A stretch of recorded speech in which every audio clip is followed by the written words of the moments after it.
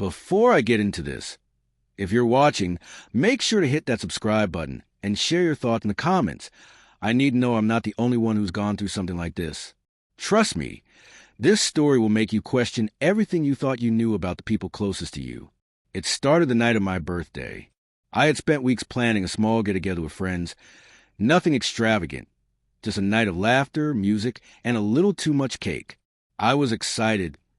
This year was supposed to be different. My wife, Lauren, had promised she'd make it special. But as the night went on, something felt off. I remember the moment I first noticed it. She was on the dance floor, laughing a little too freely with him. Her ex, Mark. I froze. Not in anger, at least not yet, but in disbelief. They were spinning, stepping close, whispering, and touching a way that made my stomach twist. And I didn't stop her. I just watched, pretended to check my phone, pretending to be busy, while my chest ached with a confusing cocktail of fear and fury. At first, I questioned myself. Maybe I was imagining things.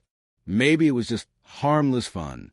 But then I started noticing the little things over the following weeks. Her phone buzzing at odd hours, the hurried glances she would throw when she thought I wasn't looking, the vague excuses that felt rehearsed. She'd step out to call a client or check on a friend, and I'd hear laughter echoing to the phone line before she hung up. Every time, a tiny knot of doubt tightened in my chest. I tried to push it aside. I told myself I was being paranoid. That trust was everything in a marriage, and maybe I just needed to let go. But it gnawed at me, this quiet suspicion that refused to go away. Then came the texts. I didn't mean to see them. Her phone was left unlocked as if fate, or maybe karma, wanted me to notice. Messages from Mark. Playful at first, then flirtatious, then personal. Each word cut deeper than I ever thought possible, each emoji a small dagger disguised as a smile. I felt like I was watching a slow-motion version of my life unravel. Memories of our early days, the laughter, the whispered, I love yous in the dark, now stung with betrayal. I replayed moments in my mind, trying to figure out when it had started, trying to convince myself that maybe I was missing some piece of context. But there wasn't any context that could make this feel okay. The confrontation wasn't dramatic. There were no slam doors, no shouting matches. I simply sat down across from her one quiet evening and showed her the texts. Her face paled, and for the first time in years, I saw fear in her eyes. Fear not of me, but of losing the life she had built on half-truths. She tried to explain, to justify, to place blame on loneliness, nostalgia, or my own supposed inattentiveness. But I'd already heard the excuses, rehearsed or not, and none of them made the ache in my chest any smaller. What hurt the most wasn't the act itself. It was a casual way she had crossed a line I didn't even know was negotiable. It was the years of shared routines and side jokes and quiet mornings together that now felt like rehearsed scenes for a play she had rewritten without me. The betrayal was slow, subtle, and relentless, like watching a trusted friend walk away into another person's arms while you're frozen in place. I left that night, not with anger, but with a numb clarity. I didn't scream, didn't cry, at least not in front of her. I realized something fundamental. Love without trust is just a word.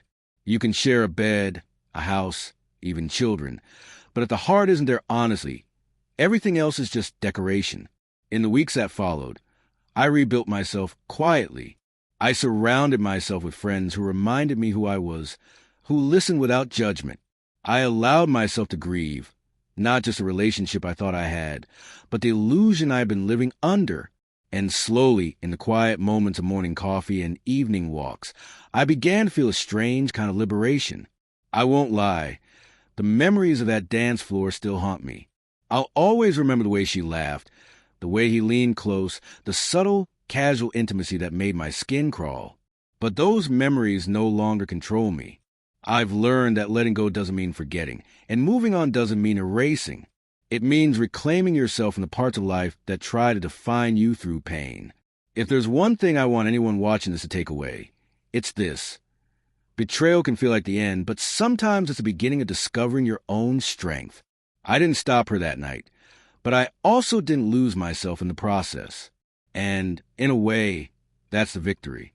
So, if you're watching this, please subscribe to the channel and leave a comment. Have you ever had a moment where trust was shattered, but you found your strength anyway? I want to hear your stories because they matter. They remind us all that even when someone else fails us, we can still choose ourselves.